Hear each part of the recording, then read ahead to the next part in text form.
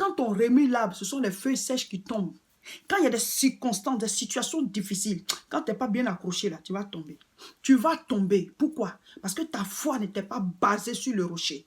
Ta foi n'était pas basée en Christ pour le salut, mais pour les biens de ce monde. C'est vrai. Rien n'empêche Dieu de nous enrichir. Mais souvent, il prend le temps de purer nos cœurs. Un jeune m'a dit ceci, servant de Dieu, dans ma famille, je suis le seul chrétien. J'ai fini mes études et jusqu'à présent, je n'ai pas de boulot. Je demande partout, je prie, je jeûne, je cherche et jusqu'à présent, ça fait des années et je n'ai pas de boulot.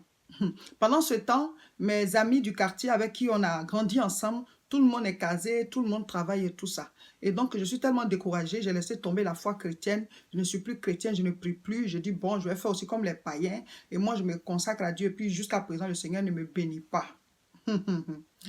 Chers frères et sœurs, l'enseignement d'aujourd'hui, là, c'est pour parler de ces genres de sujets, ces genres de problèmes.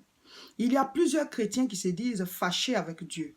Il y a plusieurs chrétiens qui se disent qu'ils ont laissé tomber la main du Seigneur parce que tel sujet n'est pas exaucé, telle chose n'est pas encore arrivée dans leur vie. Il y a tel sujet que depuis longtemps ils présentent au Seigneur. Le Seigneur n'a pas encore exaucé. Donc pour ça, eux, ils abandonnent la main du Seigneur. D'abord, j'aimerais vous demander, quand on se donne à Dieu là, est-ce que d'abord c'est pour être béni? C'est pour ça que j'ai prêché le message pour dire qu'il y en a qui sont convertis de la mauvaise manière. Dans la Bible, il y avait ceux qui suivaient Jésus pour le pain. Ils multiplient le pain. C'est ceux-là qu'on appelle la foule. D'autres venaient juste pour être guéris. Quand c'est fini, ils s'en vont. D'autres venaient pour voilà, le buzz, la foule. Vous voyez. Maintenant, il y avait les disciples. Ceux-là, ils venaient à cause de Jésus lui-même. Un jour, Jésus a prêché et la foule se retournait. Et il a demandé à ses disciples, vous n'allez pas aussi? Et Pierre a dit, à qui irions-nous? Tu as les paroles de la vie. Ça veut dire qu'eux, ils étaient là pour la parole. Ils étaient là pour le royaume.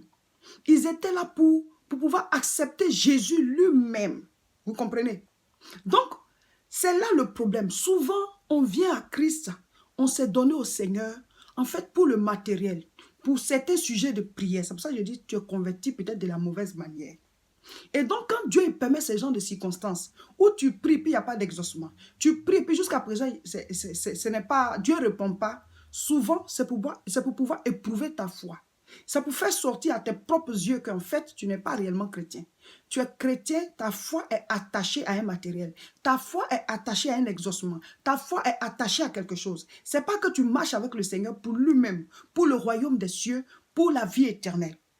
J'ai dit que on vient à Christ pour notre salut. Jean chapitre 3, verset 16. Car Dieu a tant aimé le monde qu'il a donné son Fils unique afin que quiconque croit en lui ne périsse point, mais qu'il ait la vie éternelle. On vient à Jésus pour échapper au feu de la géhenne, le feu de l'enfer.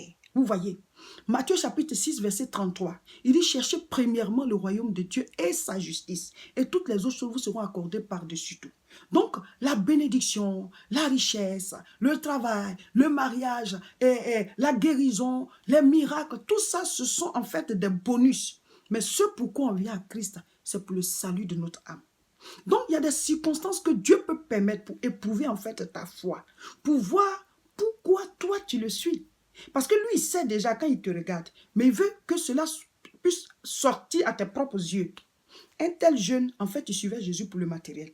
Il se consacre, il prie, il jeûne et tout, mais pour que parce qu'il veut avancer en fait. Mais ce n'est pas à cause du ciel, ce n'est pas à cause du royaume. L'évangile de Jean chapitre 11, la Bible nous parle de l'histoire de Lazare. Lazare de Béthanie, sa sœur Marie et Marthe, ils étaient trois chez eux. Et quand Jésus va à Jérusalem, c'est pas loin, le soir il descend à Béthanie, c'est chez eux, il dort. C'est chez eux, il dort. Et un jour quand il est arrivé, Marthe était en train de préparer. Marie allait s'asseoir pour écouter la parole. C'est là que Marthe a dit, Seigneur, ma sœur, elle ne peut pas venir m'aider. Jésus a dit, elle a choisi la bonne part. Donc c'était la maison de Jésus. Quand tu es à Béthanie, tu veux voir Jésus là, tu vas chez Lazare. Jean chapitre 11, lisez tout le chapitre, vous allez voir. Mais cela n'a pas empêché Lazare de tomber malade. Lazare est tombé malade. Pas que le Seigneur veut qu'on tombe malade ou bien il veut nous faire du mal ou bien parce que nous qui le suivons, il nous châtie. Non. Ce jour-là, il voulait amener la foi de cette famille à une autre dimension. Quand vous allez lire, vous allez voir que quand Jésus, on lui a dit, Lazare est malade, il n'est pas venu. Il a attendu là-bas. Lazare est tombé gravement malade au point de mourir. Et c'est là que Jésus est venu. Il est arrivé, on l'avait déjà enterré, ça faisait 4 jours que Lazare était dans le tombeau. Hé, mon frère, ma soeur. Si c'était nous là, on va dire Jésus, c'est fini. Ah! Mais ce n'est pas possible. Toi, on dit tu es venu sauver les gens. Toi-même, tu dors chez nous-mêmes. On prépare, tu manges. Tu guéris tout le monde. Hein? Notre frère Lazare est malade. Non seulement on t'a appelé vite, tu n'es même pas venu vite. Il est mort. C'est maintenant que tu viens. On l'aurait rejeté. Pourquoi? Parce qu'en fait, c'est ce qu'il donne là. C'est à ça qu'on est attaché. Mais quand Jésus est arrivé, Marthe a dit, oh Seigneur, si tu avais été là, mon frère ne serait pas mort. Elle n'a pas jugé Jésus, elle n'a pas rejeté, elle lui a pas dit on n'est plus chrétien.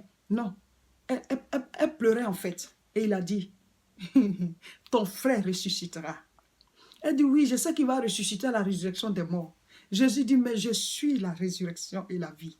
Ça veut dire, Marthe, celui qui va le ressusciter un jour à la résurrection des morts, là, il est déjà là. Je suis la résurrection et la vie. Alléluia. Et ce jour-là, Lazare est ressuscité. Après, quand Marie aussi est sortie, elle a dit, Seigneur, si tu avais été là, mon frère ne serait pas mort. Il a dit, où l'avez-vous mis? Elle dit, viens et vois. Ils sont partis. Et il a dit, ôtez la pierre. Ôtez la pierre. Ce jour-là, Jésus a pleuré. Et Martine, elle répond que, oh Seigneur, ce n'est même pas la peine, il est pourri. Et il dit, ne t'ai-je pas dit que si tu crois, tu verras la gloire de Dieu. Vous savez, dans notre marche avec Dieu, souvent nous arrivons à une étape où la foi est éprouvée. Il y a ce que la Bible dit. Et puis ce que tu vis là, c'est différent. C'est là qu'on va voir si tu vas rester chrétien ou bien si tu vas laisser tomber. Jésus guérit les malades, elles savent. Mais comment Lazare est malade, on l'appelle, il ne vient pas. Mais parce que ce jour-là, il voulait leur montrer qu'il ressuscite aussi les morts. Alléluia. Acclame le Seigneur.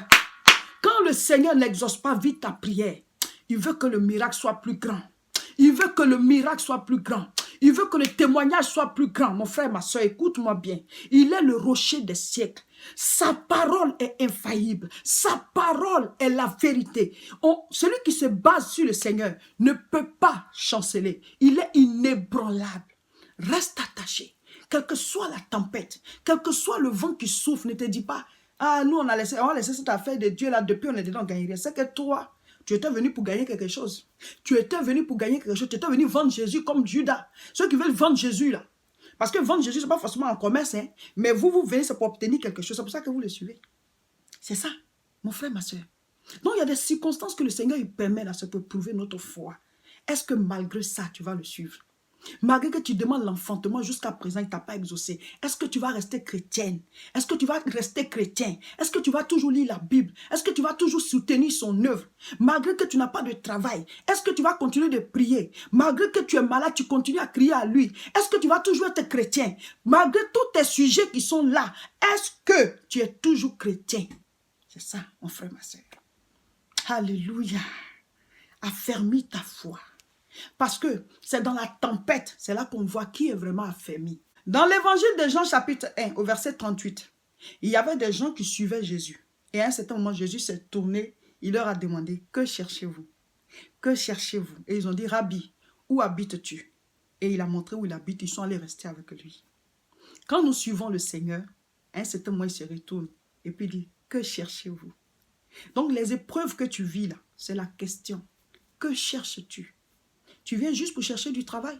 Tu viens juste pour être béni. Tu viens juste pour être guéri. Tu viens juste pour être délivré. Tu viens juste pour ton miracle. Que cherches-tu? Eux, ils ont dit, Seigneur, où habites-tu? C'est toi-même on cherche. Et il les a invités, ils sont restés avec lui. Cherchez Jésus lui-même. Si tu as Jésus lui-même, le reste, tu vas l'avoir. Parce que le fait de t'enrichir, ça n'appauvrit pas Dieu. Le fait de te bénir, ça ne lui enlève rien. Au contraire, il est content quand tu es bien. Mais Dieu veut que ton cœur soit pur. Dieu veut que tu sois sauvé. Attachons-nous au Seigneur pour notre salut, pas pour le matériel. Mais dans tous les cas, il nous bénira. Je vais vous rendre un témoignage. Il y a un jeune qui était en classe de terminale et il était très fort, premier de toute sa région. Et quand ils sont allés composer au bac, il y avait des sujets au choix dans une des matières. Il fallait choisir un lot de feuilles et laisser l'autre lot. Et lui, il a oublié même que c'était au choix. Tellement il est intelligent, il a tout traité. Avec le temps qu'on a donné, là, il a traité les 2 groupes de sujets. Et puis, de manière extraordinaire, il a fait 0 faute. Tout était juste. Donc, à la correction, là-bas, les gens disent qu'il a triché. Parce que ce n'est pas possible. Donc, on lui a donné 0. 0 dans cette matière qui était une des matières de base. Et donc, le jeune, il a fait échec au bac. Le directeur du centre, tous ceux-là, les présidents, tout ça, ils ont fait appel, ils ont fait réclamation. Mais non, les gens, ils n'ont pas accepté. On dit non, ce n'est pas possible. Il a fait échec au bac. C'était un jeune chrétien. Il était désemparé. Il pleurait. Il dit, pourquoi? Dieu l'a abandonné. Pourquoi? Et les gens même qui lui dépassaient en classe ont eu le bac avant lui. Et ils sont partis. Et il fallait qu'il reprenne la terminale. Et donc, il dit, mais je ne comprends pas Dieu. Je ne comprends pas. Et donc, quand il a repris l'année là, son bac a marché. Et dans la même année, on a lancé une bourse d'études où on devait recruter un certain nombre de personnes pour aller faire, les envoyer dans un pays, les former. Et ils viennent, en même temps, ils ont du boulot, un bon poste, ils ont un véhicule, ils sont installés, ils sont pris en charge en même temps avec domicile et tout. Mais l'année d'avant, ce concours n'avait pas été lancé. L'année d'après, ça n'a pas été lancé. C'est juste l'année où lui a eu le bac. Et c'est le bac qui venait de sortir. Le bac de l'année là qu'on voulait. Les nouveaux bacheliers. Il a composé à ce concours. Ça a marché. Il était parmi les premiers. On les a formés à l'extérieur. On les a ramenés. Du coup, ils sont chefs. Chefs d'entreprise en fait. Ils ont un poste vraiment. Et ils sont boss en même temps quoi. Et maintenant, il dit, oh Dieu, je comprends pourquoi tu m'avais fait faire échec l'année passée. C'était pour que j'ai ce concours.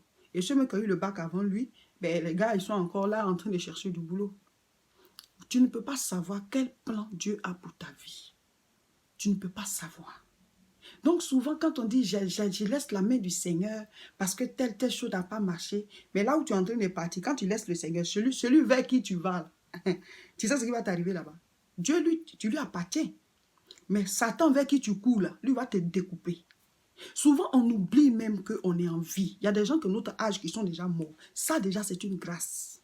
C'est une grâce. Ne regarde pas la vie des gens. Souvent, les païens, là, Dieu permet certaines choses, c'est pour les attirer vers lui. Si un païen meurt dessus, tu vas en enfer. Donc, Dieu leur donne souvent du temps.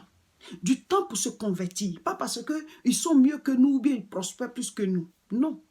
Et il y en a aussi dedans qui utilisent des œuvres mystiques pour évoluer. Mais, quand on dit quoi, Dieu, là, quand il te bénit, il dit sa bénédiction, il n'y a pas de chagrin. Mais quand il court comme ça, et puis il semble prospérer. Mais après, le chagrin se trouve à la fin. C'est ça le problème. Les mêmes là vont venir souffrir sous vos yeux. Pourquoi? Parce qu'ils ont fait des choses. Donc souvent, nous voulons nous en prendre à Dieu comme s'il nous avait abandonnés. Ce n'est pas une bonne attitude. Hein. Dieu n'aime pas qu'on murmure. C'est ça on dit murmurer. C'est ça on dit murmurer. Dieu n'aime pas. Rends gloire. Rends-lui grâce pour dire, Seigneur, tu ne m'as pas encore donné, mais je sais que tu vas me donner. Et bénis-le de ce que tu es en vie. Parce qu'il y a des gens de ton âge qui sont déjà morts. Voilà, je suis pasteur Seka Olga de l'église évangélique La Moisson de France. Cet enseignement fait partie de notre mouvement Devenir un vrai chrétien. Mon frère et ma soeur, on doit devenir de véritables chrétiens. Voilà. Pour vous tous qui êtes engagés dans le mouvement Devenir un vrai chrétien, vous devez savoir qu'un vrai chrétien évangélise. Un vrai chrétien soutient l'œuvre de Dieu. Au niveau de mon église, nous faisons des séances d'évangélisation et nous avons lancé l'alliance mensuelle. Des hommes et des femmes qui décident de soutenir financièrement selon la somme qu'ils décident eux-mêmes chaque mois et ça va faire le fonds de roulement de l'évangélisation afin de gagner des âmes au Seigneur. Donc vous pouvez m'appeler pour faire partie de cette équipe-là. Ou alors si de temps en temps vous avez des offrandes à faire venir, ben appelez-nous pour participer à l'œuvre de l'évangélisation. Je prie à Tourcoing, c'est dans le nord, l'adresse est 48 rue Saint-Omer, 59 200. Venez faire les retraites spirituelles une fois par mois. Appelez-nous pour avoir les dates et les différentes informations. La prochaine, c'est du 30 au 31 mars. Ensuite, il y a du 20 au 21 avril. Et il y en aura encore dans le mois de mai, juin, ainsi de suite. Appelez-nous. Nous serons à Aubervilliers le samedi 13 avril pour la grande croisade de prière. Vous tous qui êtes en Europe, rassemblement, samedi 13 avril à Aubervilliers pour la grande croisade de prière. Le thème c'est « Recevez le Saint-Esprit ». Oui, nous sommes dans la période de la Pâque. Venez recevoir le Saint-Esprit. Tous à Aubervilliers. L'adresse est 29 rue Sadi Carnot, 93 300. Pour me suivre régulièrement, abonnez-vous à mes pages. Là où vous recevez présentement la vidéo, cliquez sur j'aime si c'est sur Facebook et si c'est sur YouTube, cliquez sur s'abonner et partagez massivement cette vidéo.